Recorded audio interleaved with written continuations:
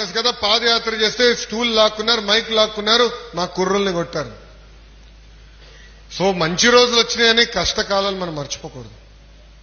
మనస్పర్ధలు ఉండొచ్చు, చిన్న చిన్న సమస్యలు మనలో ఉండొచ్చు, ఒక్కొక్కరికి డిఫరెన్స్ ఉండొచ్చు. కానీ కలిసికట్టుగా పోరాడపోతే గతంలో ఎలాంటి పరిస్థితి వచ్చిందో అదే పరిస్థితి మళ్ళీ రావచ్చు. అది మనం మర్చిపోకూడదు. ఇదే గుర్తుపెట్టుకోవాలి. సమస్యలు ఉన్నాయి కాదని నేను అన్నట్లు. ఇప్పుడే ఇన్ఛార్జ్ గారు చెప్పారు,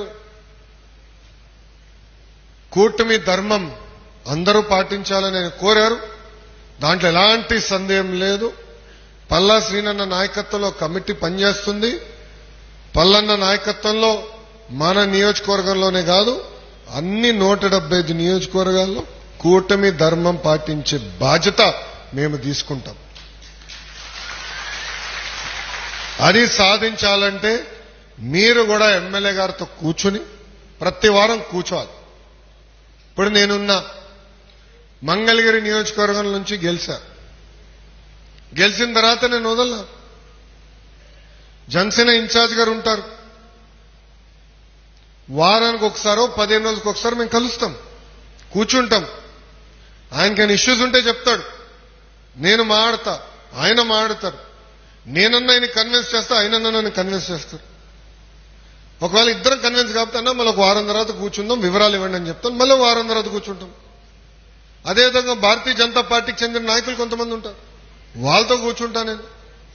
అంటే ఒక మంగళగిరి నియోజకవర్గ శాసనసభ్యుడిగా నేను ఇంత టైం ఇచ్చి కూర్చుంటున్నాను. ఇన్ఛార్జ్ గారి పైన బాధ్యత ఉంది. ఇప్పుడున్న ఎమ్మెల్యే గారితో కూడా నేను మాట్లాడతాను. దాంట్లో ఎలాంటి డౌట్ అవసరం లేదు.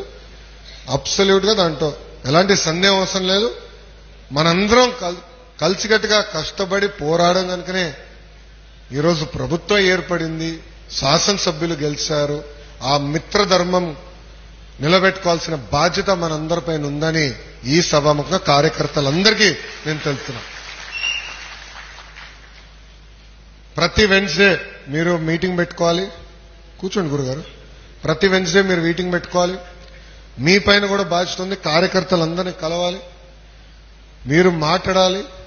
ఇన్ఛార్జ్ గారు అక్కడున్న ఎమ్మెల్యే గారితో కూడా మీరు డిస్కస్ చేయాలి. ప్రతి వెన్స్డే కార్యకర్తలతో పెట్టుకుంటే తరచుగా కూర్చోండి, ఎమ్మెల్యే గారితో కూర్చోండి, సమస్యలు పరిష్కరించుకోండి. అన్నా మీ అందరూ ఒకటి చెప్తున్నా, తిట్టుకుందాం కొట్టుకుందాం కానీ విడాకులు అవుట్ ఆఫ్ క్వశ్చన్. తిట్టుకుందాం కొట్టుకుందాం రా బాయ్. రోజు నేనే పోరాడతా కదా పార్టీలో.